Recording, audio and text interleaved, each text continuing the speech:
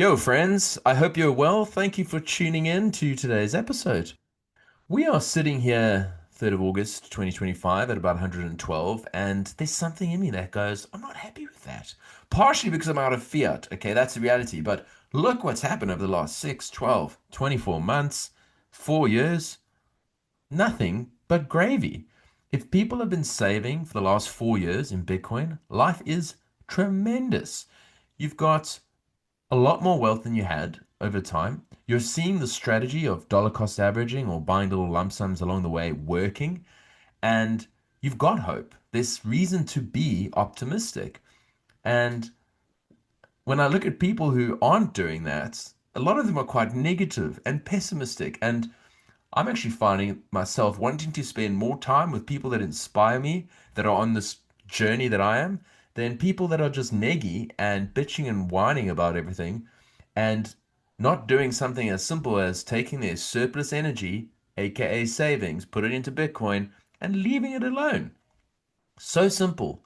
And it can produce such tremendous benefits, yet so few people actually do it. And so we are early. But this is not an episode about price action. This is an episode about home ownership, and it is inspired by some of the conversations I've had with people, particularly young people. And when I say young people, I don't include myself. I mean, I'm 41 now. I'm talking about people that are 25, that are 30, and going, I want to own my own home, but it's completely and utterly out of reach. It's unaffordable. And I have to say, I get it. I empathize with you. Things have gotten a lot more expensive, home ownership in particular. And so I want to talk about that. I'm not talking about investment properties. That's terrible. The juice is not worth the squeeze. But owning your own home, that is worth it in my view. Having a sense of belonging, having some permanence, having a degree of autonomy over your own property, not complete autonomy. You can't just put a block of flats up if that was your goal, but you are able to renovate, you're able to hang stuff up, you can turn your house into a home, and you know that nobody can just kick you out willy-nilly. Okay. And so I do get it, especially if you're somebody who's in a relationship and you want to start a family. Home ownership is often kind of the first ingredient in that. Once you've decided to lock it down, propose, etc., people are now like, okay, I want to buy a home. So I totally get that and I empathize with that and even identify with it. But the reality today is that property has become out of reach for a lot of people, a lot of people. And the young people I chat to are often very despondent. They feel a sense of hopelessness and even a bit of resentment towards their parents because their parents paid prices that, if you compare today in relative terms, was a lot more affordable. Now, this is not to say that the boomers who always get shat on by young people had it completely easy. Many boomers experienced interest rates north of 18%. And that's just the beginning. There were all sorts of other challenges going on in life. But if we just focus on affordability, absolutely, things were much more affordable back then, relatively speaking. And home ownership was actually attainable for ordinary people. And when I say affordable, what I'm talking about is the cost of a home relative to wages. I mean, you used to be able to, across most developed nations in the world, buy a home with a single income. Today, you need probably two incomes, if you want to put down deposits, you got to save up that deposit and then you got to obviously service the mortgage. And anecdotally, this is true based on all the conversations I've had. And objectively, it's true. And so, what I'll do here is actually outline some data. And I thought I'd focus on Australia, the US, and Canada as three markets where you can actually see some very clear trends from affordability to unaffordability. Starting with Australia, house prices over the last 50 years have grown 3,400%, give or take. By this, over that same period, full-time wages have only grown 1,200%. So you obviously see this gap. The median house price today in Australia in capital cities is over $1 million, 1,035,000. 50 years ago, the median house price was 4 to 5 times the annual median wage, which was about 6,700. In 2025, it's up to 12 times the median wage, which is 86,000. If we compare that now to Canada, which is often called by some, my colleagues at Bitcoin Mentor in particular, a cold Australia, today's median house price is 691,000. This is not the case in the most expensive cities like Toronto, where it is much, much higher, but let's just work with that. And the price to income ratio is 9.9, basically 10. 50 years ago, median house price was 41,000. So, of course, you can see things have gotten a lot more expensive. The US, interestingly, is not quite as bad.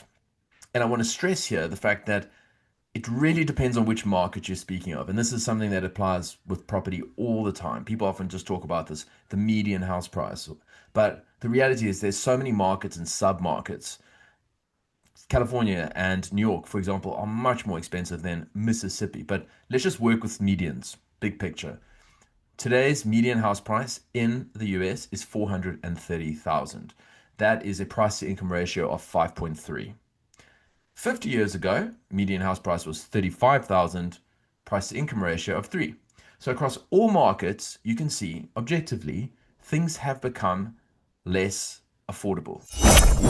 As you may know, I've partnered with the legends at Bitcoin Mentor, headed by BTC Sessions, to look after the Australian market. And we're laser focused on helping you get your coins off of exchange and into self-custody.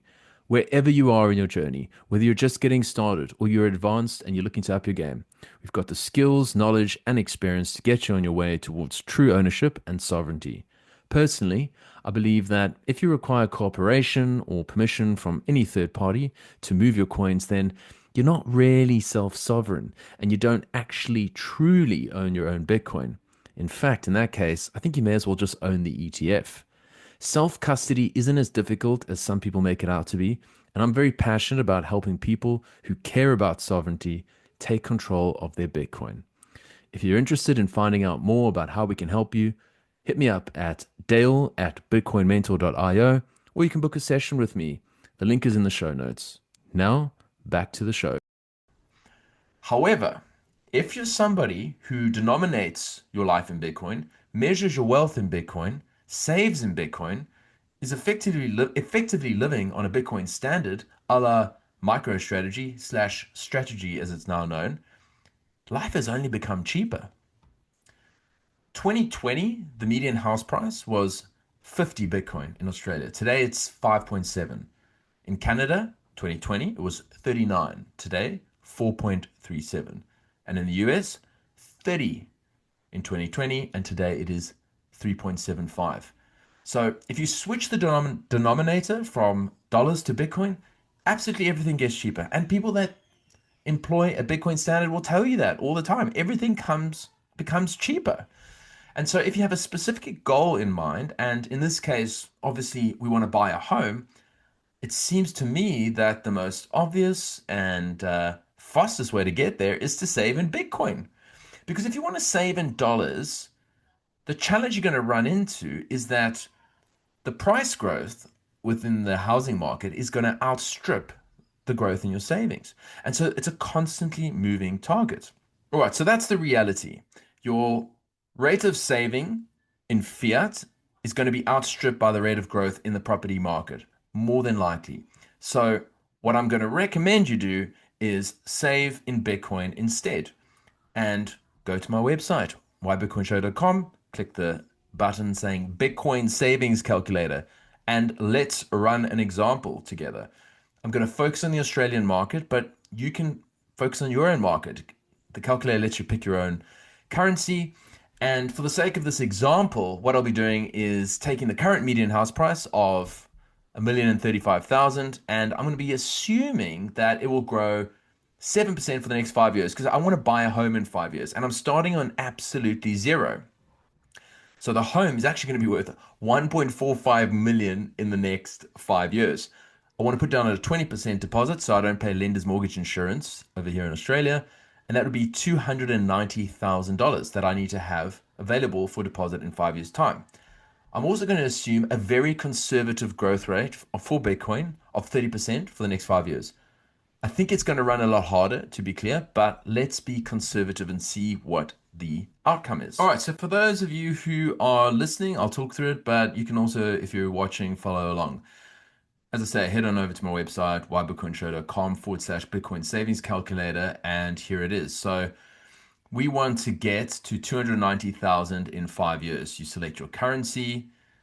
I've worked this out already, but if you save $2,250 a month and you increase that annually by 5% over 5 years, and you assume Bitcoin is going to grow by 30%, you would have accumulated 291,000 at the end of 5 years, despite only having saved 149,000. Obviously, that works on the basis of the median house price in Australia, inflating by 7% for the next 5 years, Bitcoin by 30% for the next 5 years. Those are just assumptions. You can select a different currency, work with it, whatever works in your own market. But I think the point remains, and it's pretty clear, that the fastest way to save for a deposit for me is undoubtedly Bitcoin. Saving in Bitcoin. That's not financial advice. You've got to do your own due diligence. But I genuinely believe there's nothing else out there that can beat the risk-adjusted returns of Bitcoin over that period, over long periods of time. If you can ride the volatility, saving Bitcoin is frankly a life hack. And I think it will give hope to those who take the time to understand it. That's the key. You need to take the time to understand it. So if you've got friends or family who are kind of uninspired, miserable, hopeless about the future because they're not going to be able to own a home, maybe this can get them going. But they're going to have to do the work. They're going to have to figure out what Bitcoin is, how it works.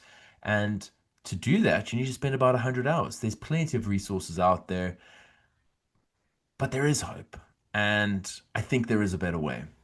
As always, I love to hear from my listeners. So if you find this valuable or any of the other tools that I've made available for free on my website, I'd really love to hear it. I love to hear practical stories of how people are using these things to improve their lives, or perhaps sending it to people who are then using it and being able to see there is hope.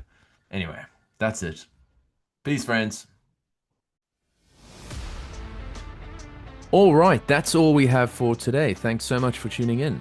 If you've got any suggestions or topics or ideas you'd like covered, or you just want to give me some feedback, hit me up at dale@whybitcoinshow.com or get in touch via Twitter at dale21m.